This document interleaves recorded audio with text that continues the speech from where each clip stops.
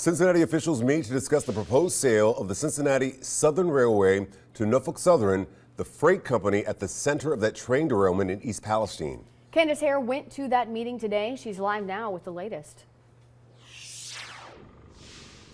Yes, it's in the library here right behind me where that potentially blockbuster deal, one that could net the city of Cincinnati $1.6 billion, was discussed earlier today. And while today's meeting was just a standard status update on the deal, I was able to speak with former mayor and board member Charles Lucan afterwards about the railway, about the involvement of Norfolk Southern, and about any concerns following the derailment in East Palestine.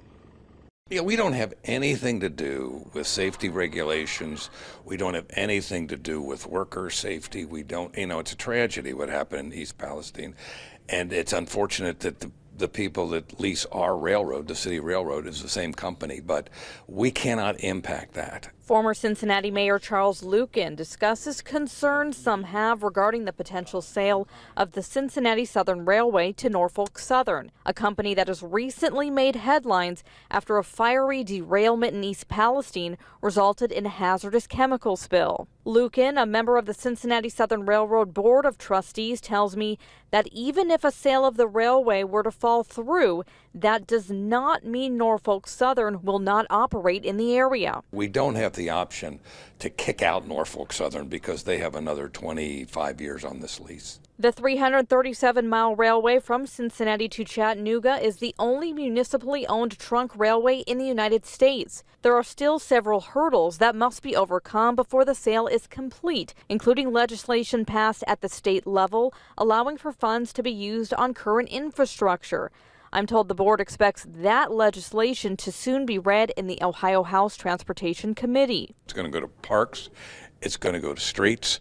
It's going to go to build and improve public buildings. It's going to anything in the city's infrastructure. And last time we took a survey, we were about $100 million in the hole on that. It is only after that development that the sale would be voted on by the public. Now, if state law is not changed or voters do not approve of the sale, then that sale agreement would lapse. Lucan does tell me that not voting for the sale, in his opinion, would not punish Norfolk Southern, but rather the people of Cincinnati.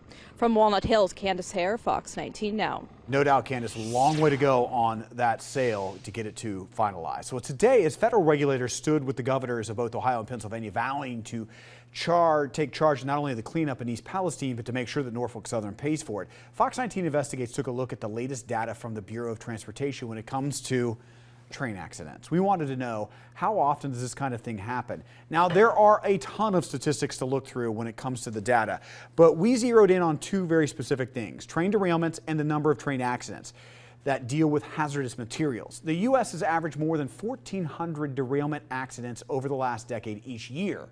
So in 2021 specifically, it was down a bit to 1,087. The other key number we looked at was the number of train accidents involving hazardous materials. The 5-year average, according to the Department of Transportation, is more than 500 per year, but in 2021, that number was also down to 378. These are the latest numbers. We haven't been able to get the 2022 numbers yet. We'll continue to bring you the latest developments in both the story on air and online. You can look for it on Fox 19 Now.